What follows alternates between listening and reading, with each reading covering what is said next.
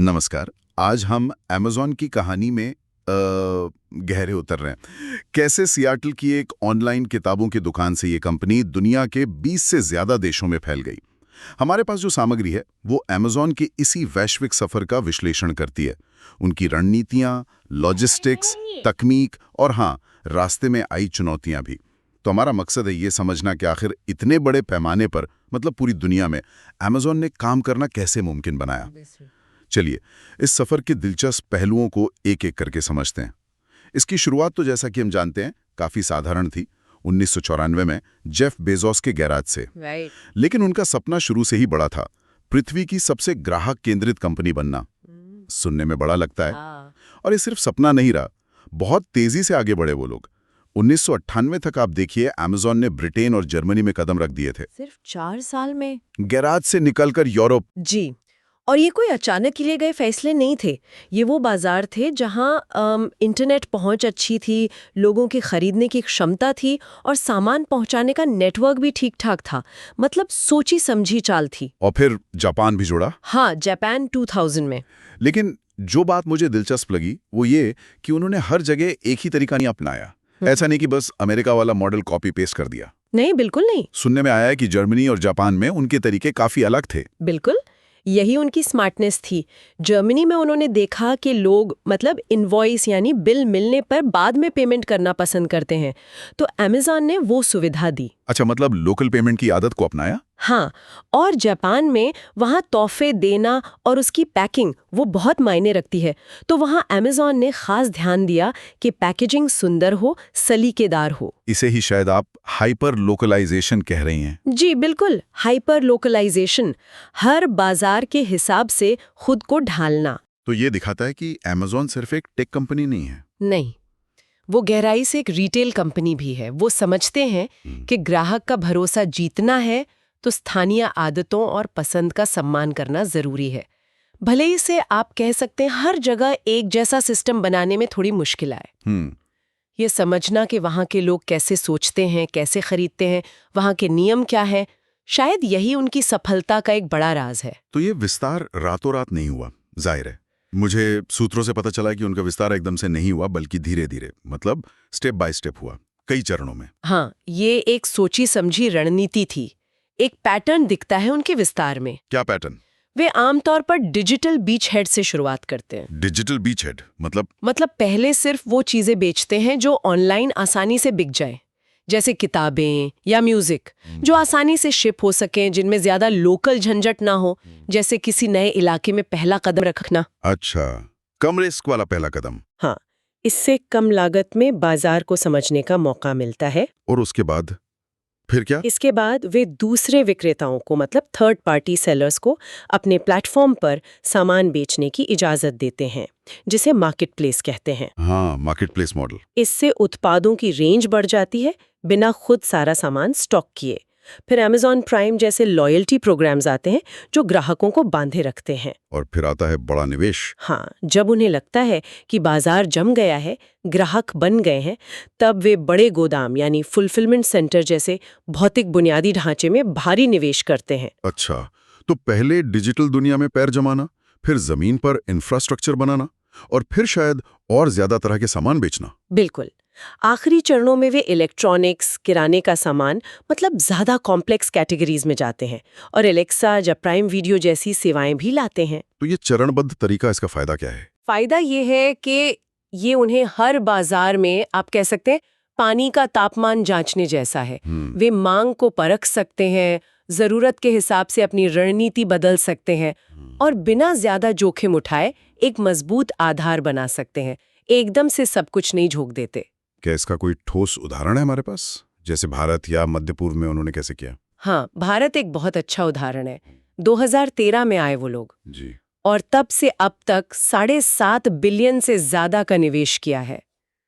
60 से ज्यादा fulfilment centre बनाए हैं। 60 से ज्यादा? हाँ, और डिलीवरी की आखिरी कड़ी को मजबूत करने के लिए उन्होंने आई हैव स्पेस नाम का एक अनोखा कार्यक्रम चलाया। हाँ, मैंने सुना है इसके बारे में, वो छोटी दुकानों वाला। जी, इसमें 28,000 से ज्यादा छोटी स्थानीय दुकानों को डिलीवरी पॉइंट बनाया गया।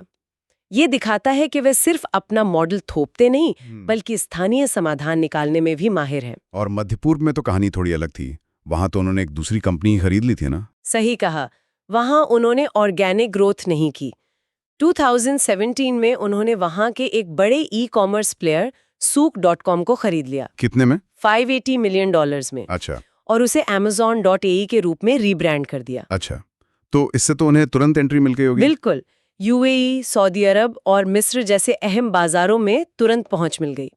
तो ये दिखाता है कि Amazon कितना लचीला है। कहीं वे खुद धीरे धीरे बढ़ते हैं तो कहीं बनी बनाई कंपनी खरीद कर तेजी से आगे बढ़ जाते हैं। रणनीति बाजार के हिसाब से बदलती है। ठीक है, तो हमने देखा कि Amazon कैसे नए बाजारों में दाखिल हुआ और खुद को ढाला। लोकलाइजेशन, चरणबद्ध विस्तार, अधिग्रहण। लेकिन इस सब के पीछे उनकी असली ताकत क्या है? क्या वो उनका लॉजिस्टिक्स का महाजाल है? हाँ, आप बिल्कुल सही कह रहे हैं, लॉजिस्टिक्स। ये सिर्फ सामान बेचना नहीं है, उसे ग्राहक तक तेजी से और सही सलामत पहुंचाना भी है। और Amazon इसमें माहिर लगता है। माहिर, ये उनके बिजनेस मॉडल की रीढ़ है। आप सोचिए, 2022 तक के आंकड़े बताते हैं उनके पास 33 देशों में 185 बड़े-बड़े फुलफिलमेंट और सॉर्टेशन सेंटर्स थे। 185? हाँ, और कुल मिलाकर करीब 7 करोड़ वर्ग फुट में फैले थे। ये कोई छोटी बात नहीं है। नहीं, बिल्कुल नहीं। ये विशाल नेटवर्क ही तेज डिलीवरी मुमकिन बनाता है, जो ग्राहकों से उनका मुख्य वादा है। यूरोप में तो उनका लक्ष्य 95% आबादी तक अगले ही दिन सामान पहुंचाना है। अगले दिन? ये तो कमाल है। और ये जो Amazon की अपनी डिलीवरी वैन्स दिखती हैं सड़कों पर आजकल, वो भी इसी रणनीति का हिस्सा है। हाँ, वो है डिलीवरी का आखिरी मील, यानी ग्राहक के दरवाजे तक सामान पहुंचाने का इंतजाम। Amazon लॉजिस्टिक्स के तहत वे छोटे व्यवसायों के साथ कॉन्ट्रैक्ट करते हैं। उन्हें डिलीवरी सर्विस पार्टनर्स या DSP कहते हैं। अच्छा, ये खुद Amazon के कर्मचारी नहीं होते? नहीं, ज्यादातर नहीं। ये छोटी बिजनेस होते हैं जो Amazon ब्रांडेड वैन चलाते हैं। ये मॉडल अमेरिका, कनाडा, ब्रिटेन जैसे कई देशों में है। इससे उन्हें डिलीवरी पर ज्यादा कंट्रोल मिलता है और ज़रूरत पड़ने पर वे तेजी से डिलीवरी क्षमता बढ़ा या घटा सकते हैं। लचीलापन बढ़ता है। और इस क्षेत्र में कुछ नया भी हो रहा है। मैंने ड्रोन डिलीवरी वगैरह के बारे में कुछ सुना था। हाँ, नवाचार यानी इनोवेशन भी लगातार जारी है। Amazon प्राइम एयर नाम से ड्रोन डिलीवरी का प्रयोग चल रहा है। मतलब अभी आम नहीं हुआ? नहीं, अभी शुरुआती दौर में है। कई रेगुलेटरी और तकनीकी चुनौतियां हैं, लेकिन कोशिश जारी है। एक और दिलचस्प चीज है शिप्स इन प्रोडक्ट पैकेजिंग कार्यक्रम। वो क्या है? इसमें कोशिश होती है कि सामान को अलग से Amazon के डब्बे में पैक करने के बजाय सीधे उत्पाद की अपनी पैकिंग में ही भेज दिया जाए, अगर वो पैकिंग मजबूत है तो। अच्छा, इससे तो कचरा कम होता होगा। हाँ बिल्कुल, पैकेजिंग का कचरा कम होता है। तो यहाँ दिखता है कि वे सिर्फ तेजी और कुशलता ही नहीं बल्कि स्थिरता, सस्टेनेबिलिटी का भी ध्यान रखने की कोशिश कर रहे हैं। और इतने सारे सामान का हिसाब किताब रखना, मतलब कौन सी चीज कहाँ है, किस गोदाम में है, कितनी चाहिए होगी, ये सब कैसे मैनेज करते हैं? इसके लिए वे टेक्नोलॉजी का भरपूर इस्तेमाल करते हैं।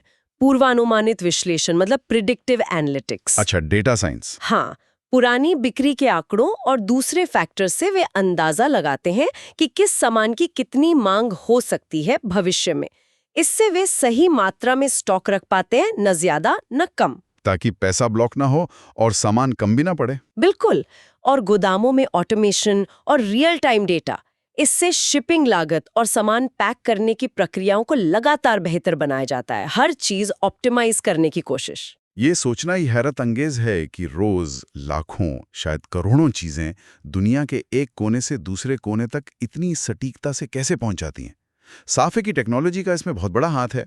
निश्चित रूप से टेक्नोलॉजी के बिना ये स्केल मुमकिन ही नहीं है। Amazon का तकनीकी ढांचा ही उन्हें दुनिया भर में इतने बड़े पैमाने पर काम करने की ताकत देता है। और इसमें कुछ खास बात है उनके टेक आर्किटेक्चर में। हाँ, एक बड़ा फैसला उन्होंने 2001 में लिया था। अपने पूरे सिस्टम को, जो पहले एक बड़ा मोनोलिथ था, उसको छोटी छोटी स्वतंत्र सेवाओं में तोड़ दिया, माइक्रो सर्विसेज जैसा कुछ। इसे सर्विस ओरिएंटेड आर्किटेक्चर, SOA कहते हैं। जी, SOA। इसका फायदा ये हुआ कि दुनिया भर में फैली उनकी अलग अलग टीमें अपने अपने हिस्से पर तेजी से काम कर सकती थीं, बिना एक दूसरे के काम में रुकावट डाले। अच्छा, मतलब ज्यादा फ्लेक्सिबिलिटी और स्पीड। हाँ, इसी वजह से वे नए फीचर और सेवाएं इतनी तेजी से ला पाते हैं। हर टीम अपने मॉड्यूल पर काम करती है। और अमेजन वेब सर्विसेज यानी AWS का इसमें क्या रोल है? ये नाम तो हर जगह सुनाई देता है आजकल। AWS तो उनकी तकनीकी ताकत का आधार है। ये समझना जरूरी है कि AWS सिर्फ अमेज़न के अपने इस्तेमाल के लिए नहीं है। हाँ, वो दूसरी कंपनियों को भी सर्विस देते हैं। जी, दुनिया भर की हजारों कंपनियों को क्लाउड कंप्यूटिंग सेवाएं देता है। आसान भाषा में कहें तो कंपनियां AWS से जरूरत के हिसाब से तकनीकी पावर या डेटा स्टोरेज किराए पर ले सकती हैं। और अमेजन खुद भी इससे इस्तेमाल करता है। जाहिर है, अमेज़न के अपने विशाल ऑपरेशंस भी इन्हीं AWS डेटा सेंटर पर चलते हैं। ये डेटा सेंटर दुनिया भर में फैले हैं और इन्हें पानी और बिजली बचाने के हिसाब से भी डिजाइन किया गया है। सस्टेनेबिलिटी का एंगल यहाँ भी है। अच्छा, और उनके गोदामों के अंदर वहाँ भी तकनीक का जबरदस्त इस्तेमाल होता होगा, रोबोट्स वगैरह। हाँ, ऑटोमेशन तो है ही, लेकिन उसके अलावा रियल टाइम में हर चीज पर नजर रखी जाती है। वर्कर्स की प्रोडक्टिविटी पर भी। AI यानी आर्टिफिशियल इंटेलिजेंस पर आधारित सिस्टम्स का इस्तेमाल होता है। कुछ लोगों ने इसे डिजिटल टेलरिज्म कहा है। डिजिटल टेलरिज्म मतलब जैसे पुरानी फैक्ट्रियों में टेलर ने हर काम को छोटे हिस्सों में तोड़कर वर्कर की स्पीड बढ़ाने की कोशिश की थी, वैसे ही अब टेक्नोलॉजी का इस्तेमाल करके कर्मचारियों के हर मिनट के काम पर नजर रखना और उनसे ज्यादा काम लेना। इससे कार्यकुशलता तो बढ़ती होगी, पर शायद कर्मचारियों पर दबाव भी बहुत बढ़ता होगा। हाँ, ये आलोचनाएं भी होती हैं कि माहौल बहुत प्रेशर वाला होता है। तो ये सारा डेटा, हर क्लिक, हर खरीद, हर वर्कर का मूवमेंट, इसका इस्तेमाल कहाँ होता है? क्या सिर्फ बिक्री बढ़ाने में? नहीं, सिर्फ बिक्री बढ़ाने में नहीं। डेटा एनालिटिक्स अमेज़न के लगभग हर फैसले की बुनियाद है। सामान की कीमत क्या होगी, किस गोदाम में कौन से सामान रखा जाए, ग्राहकों को क्या सुझाव दिखाए जाएं, कहाँ नया सेंटर खोला जाए, सब कुछ डेटा पर आधारित होता है। तो सच कहें तो डेटा ही वो गोंद है जो इस पूरी विशाल वैश्विक मशीन को जोड़कर रखता है और चलाता है। हाँ बिल्कुल, डेटा इज द किंग। उनके लिए तो ये सच है। अब बात करते हैं लोगों की। इतने बड़े पैमाने पर संचालन और लाखों कर्मचारियों के साथ लोगों को मैनेज करना भी एक बहुत बड़ी चुनौती होगी। अमेज़न का इस बारे में क्या नजरिया है? उनकी वर्कफोर्स स्ट्रैटेजी क्या है? उनकी कार्यबल रणनीति भी उनके बिजनेस मॉडल का ही एक जरूरी हिस्सा है। एक खास बात यह है कि वे सिर्फ फुल टाइम कर्मचारी नहीं रखते। वे फुल टाइम, पार्ट टाइम और जरूरत पड़ने पर मौसमी यानी सीजनल कर्मचारियों का मिश्रण इस्तेमाल करते हैं। अच्छा, मतलब फ्लेक्सिबिलिटी। हाँ, जैसे 2023 में छुट्टियों के सीजन में जब बिक्री एकदम बढ़ जाती है तो मांग पूरी करने के लिए उन्होंने 2.5 लाख अतिरिक्त लोगों को काम पर रखा था। 2.5 लाख सिर्फ छुट्टियों के लिए? जी, ये लचीलापन उन्हें जरूरत के हिसाब से अपनी वर्कफोर्स को कम ज्यादा करने में मदद करता है। मैंने उनके लीडरशिप प्रिंसिपल्स के बारे में भी पढ़ा है, वो 16 सिद्धांत। क्या वो वाकई जमीन पर काम करते हैं, कंपनी कल्चर में दिखते हैं? हाँ, अमेज़न के ये 16 लीडरशिप प्रिंसिपल्स काफी मशहूर हैं और कंपनी का दावा है कि ये उनकी संस्कृति का आधार है। ये सिद्धांत लगातार नया सोचना, इनोवेशन और खास तौर पर ग्राहक पर ध्यान देना, कस्टमर ऑब्सेशन को बढ़ावा देते हैं। ये कंपनी की पहचान का हिस्सा माने जाते हैं। लेकिन उनके काम करने के माहौल की आलोचना भी तो होती है। काफी प्रेशर वाला माहौल बताया जाता है। हाँ, आलोचना भी होती है। कुछ लोग इसे उद्देश्यपूर्ण डार्विनिज्म यानी पर्पसफुल डार्विनिज्म कहते हैं। उसका क्या मतलब हुआ? मतलब एक बहुत ही प्रतिस्पर्धी माहौल जहां टिके रहने के लिए लगातार बहुत अच्छा प्रदर्शन करना पड़ता है। जो नहीं कर पाते वो शायद टिक नहीं पाते। सर्वाइवल ऑफ द फिटेस्ट जैसा। और हाल ही में उन्होंने कुछ नौकरियों में कटौती की भी घोषणा की थी, मैनेजरियल रोल्स में। हाँ, वो भी खबर थी। 2025 के लिए उन्होंने दुनिया भर में करीब 14,000 मैनेजरियल पदों को कम करने की योजना बनाई है। 14,000? ये तो काफी बड़ा नंबर है। इसका कारण? उनका कहना है कि इससे कामकाज सुधरेगा, लागत कम होगी। अनुमान है कि इससे सालाना $3 बिलियन की बचत होगी और मैनेजमेंट का ढांचा ज्यादा कुशल बनेगा। लक्ष्य ये है कि मैनेजरों की तुलना में सीधे काम करने वाले लोग यानी इंडिविजुअल कंट्रीब्यूटर्स का अनुपात बढ़े, मैनेजमेंट लेयर्स कम हों।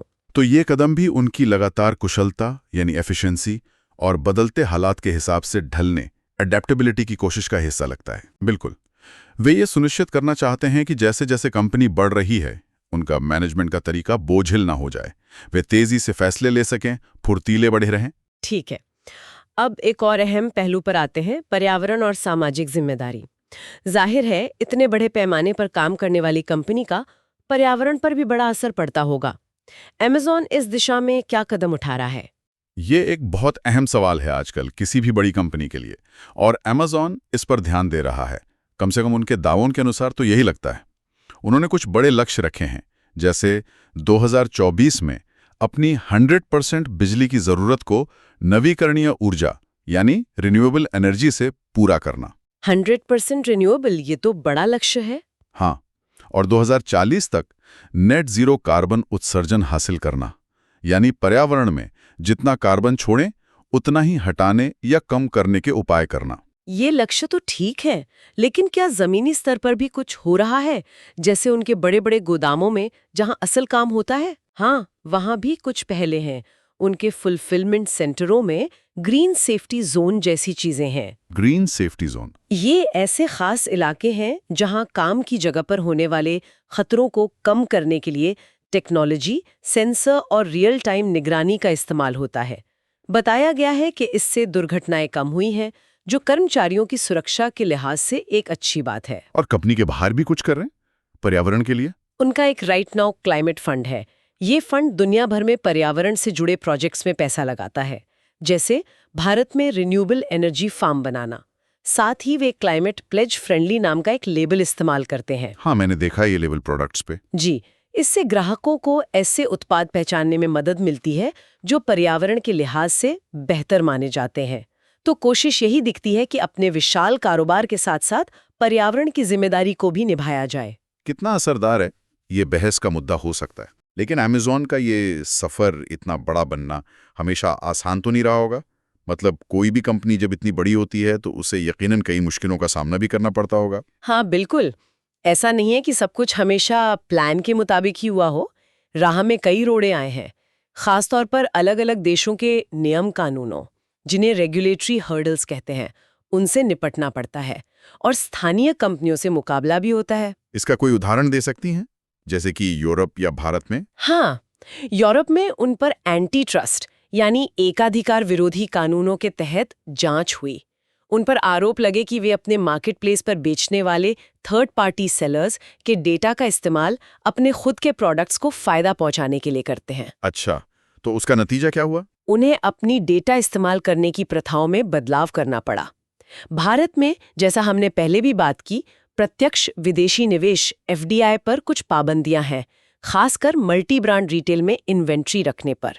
हाँ। इस वजह से Amazon को मुख्य रूप से एक मार्केट प्लेस की तरह काम करना पड़ा, जहां दूसरे विक्रेता सामान बेचते हैं। वे सीधे अपना सारा सामान खुद के गोदाम में रखकर नहीं बेच सकते थे, जैसे अमेरिका में करते हैं। तो उन्हें अपने मॉडल को बदलना पड़ा। जी, और चीन से तो उन्हें लगभग निकलना ही पड़ गया था, है ना? वो तो काफी बड़ा झटका माना जाता है। हाँ, 2019 की बात है शायद। चीन इतना बड़ा बाजार है, वहाँ क्या हुआ? वहां अलीबाबा और JD.com जैसे स्थानीय महारथी पहले से मौजूद थे। उनका मार्केट शेयर बहुत ज्यादा था और वे स्थानीय बाजार को Amazon से बेहतर समझते थे। Amazon उनके सामने टिक नहीं पाया, उनका मार्केट शेयर बहुत कम रह गया था। तो आखिरकार उन्हें अपना डोमेस्टिक मार्केटप्लेस बिजनेस वहां बंद करना पड़ा। ये मामला क्या दिखाता है? ये दिखाता है कि सिर्फ पैसा और टेक्नोलॉजी ही काफी नहीं है। बाजार की स्थानीय संस्कृति, ग्राहकों की आदतें और वहां के कंपटीशन को समझना और उनके हिसाब से ढलना कितना जरूरी है। हर जगह एक ही फॉर्मूला काम नहीं करता। तो इन चुनौतियों का सामना करके Amazon ने क्या सीखा? क्या इससे उनकी रणनीति बदली? मुझे लगता है सबसे अहम बात यह है कि उन्होंने इन मुश्किलों और नाकामियों से सीखा है। वे जिद्दी नहीं हैं। उन्होंने अपनी रणनीतियों को बदला है, जरूरत पड़ने पर पीछे हटे हैं और बदलते माहौल के हिसाब से ढलना जारी रखा है। यही उनका लचीलापन यानी रेजिलियंस है, जो उन्हें आगे बढ़ने में मदद करता है। हर बाजार, हर चुनौती एक नया सबक सिखाती है। तो ठीक है, अगर हम Amazon की इस पूरी वैश्विक कहानी को समेटें जो हमने आज डिस्कस की, तो इसकी सफलता के पीछे क्या मुख्य चीजें नजर आती हैं? क्या हैं वो की फैक्टर्स? मेरे ख्याल से ये कई चीजों का एक शक्तिशाली मिश्रण है। एक तो शुरू से ही एक स्पष्ट नजरिया होना, वो ग्राहक सबसे पहले वाला, जेफ बेजोस का विजन। दूसरा, लॉजिस्टिक्स यानी सामान पहुंचाने की बेजोड़ क्षमता, वो उनका शायद सबसे बड़ा हथियार है। हाँ, वो तो है। तीसरा, टेक्नोलॉजी में लगातार इनोवेशन, चाहे वो Amazon हो या उनके गोदामों का ऑटोमेशन या डेटा एनालिटिक्स का इस्तेमाल। चौथा, जरूरत के हिसाब से बदलने वाली कार्यबल प्रबंधन शैली, वो फ्लेक्सिबिलिटी। और पांचवां, जो अब ज्यादा महत्वपूर्ण होता जा रहा है, वो है स्थिरता, यानी सस्टेनेबिलिटी पर भी बढ़ता हुआ ध्यान। हालांकि इस पर अभी और काम होना बाकी है शायद। और अगर हम इससे कुछ सबक निकालना चाहें दूसरे व्यवसायों के लिए या जो अंतर्राष्ट्रीय व्यापार को समझना चाहते हैं, उनके लिए क्या टेकअवेज हैं? कई अहम सबक है मुझे लगता है। पहला और शायद सबसे महत्वपूर्ण, हर बाजार अलग है, तो अपनी रणनीति को स्थानीय जरूरतों के हिसाब से ढालना, यानी लोकलाइजेशन, बहुत जरूरी है। कॉपी पेस्ट काम नहीं करता। दूसरा, डेटा का सही इस्तेमाल। आज के जमाने में डेटा ही सब कुछ है। उसका विश्लेषण करके अपनी कार्यकुशलता यानी एफिशिएंसी बढ़ाना बेहद अहम है। और निवेश? हाँ, तीसरा सबक है लगातार निवेश, आधारभूत ढांचे यानी इंफ्रास्ट्रक्चर में और सही लोगों यानी टैलेंट में। ये लंबी रेस है। और शायद सबसे जरूरी, ग्राहक पर अटूट ध्यान, कस्टमर फोकस। अगर ग्राहक खुश है तो बिजनेस चलेगा। अमेज़न की सफलता में इसका बहुत बड़ा हाथ है। ये वो चीजें हैं जो किसी भी बिजनेस को, शायद सिर्फ ई कॉमर्स ही नहीं, किसी भी बिजनेस को दुनिया भर में सफल होने में मदद कर सकती हैं। बिल्कुल, ये फंडामेंटल्स हैं। हमने अमेज़न के अब तक के सफर पर नजर डाली, कैसे वो गैराज से शुरू होकर दुनिया की सबसे बड़ी कंपनियों में से एक बन गई। ये काफी कुछ सोचने पर मजबूर करता है। हाँ, और अमेज़न के इस जटिल वैश्विक मॉडल को देखते हुए ये सोचना दिलचस्प हो जाता है कि आगे क्या। अंतर्राष्ट्रीय व्यापार और लॉजिस्टिक्स के मैदान में अगली बड़ी चुनौती या अगला बड़ा बदलाव क्या हो सकता है? जैसे कि शायद कुछ ऐसा जिसके बारे में इन स्रोतों में ज्यादा विस्तार से बात नहीं हुई है। मिसाल के तौर पर, दुनिया भर में फैली सप्लाई चेन पर आजकल जो भू राजनीतिक तनाव बढ़ रहे हैं, उनका क्या असर होगा?